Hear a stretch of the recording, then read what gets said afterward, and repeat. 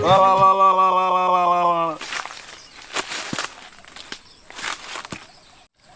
పిల్లగా 300 అంటివి దంచి కొడతారంటివి మా పంతు మంచిగా వలగొట్టినా మీ పంతలు.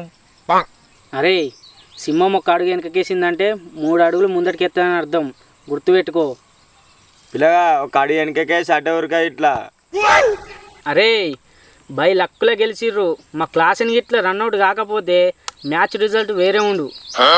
మ్యాచ్ ఓడిపోయాక ప్రతి ఒక్క నీతులు చెప్పుడే. చూసినావుగా మా వాళ్ళ బ్యాటింగ్ ఉప్పల పడితే తుప్పల పడ్డాయి, అది రివెంజ్ అంటే. అరే అందరికి మా టీం మీద కన్నుందిరా, అందుకే ఓడిపోయినాం. నెక్స్ట్ ఢిల్లీతో ఉంది మ్యాచ్, ఢిల్లీలో గెలిచి ఎవరెవరు నోరు తెరుస్తురో అలా నోర్లు మూపిస్తాం రా. ఇక నరక కానీ మన విష్ణుగా ఢిల్లీ మ్యాచ్ ఓడిపోయేది గెలిచింది, మీటింగ్ కూడా రెడీ పెట్టుకో ఓడిపోయేదానికి. అరే ఢిల్లీతోటి ఎట్టు చూసుకుంటే 24 మ్యాచ్లకు 13 మేము గెలిచినాం, ఆఫ్టర్ 11 మీరు గెలిచిర్రా. లాస్ట్ ఇయర్ చూసినావుగా ఎట్లా ఆడిరో మా వాళ్ళు, ఈసారి కూడా గంతే సుక్కలు చూపిస్తాం.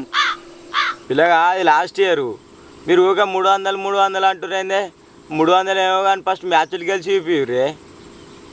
అరే మ్యాచ్లు గెలుస్తాం, మళ్ళీ ఈ సీజన్లో 300 కొట్టే చూపిస్తాం. కానీ నెక్స్ట్ మ్యాచ్లో మేము గిట్ల ఓడిపోయినా అనుకో, నేను కళ్ళు తెప్పిస్తా.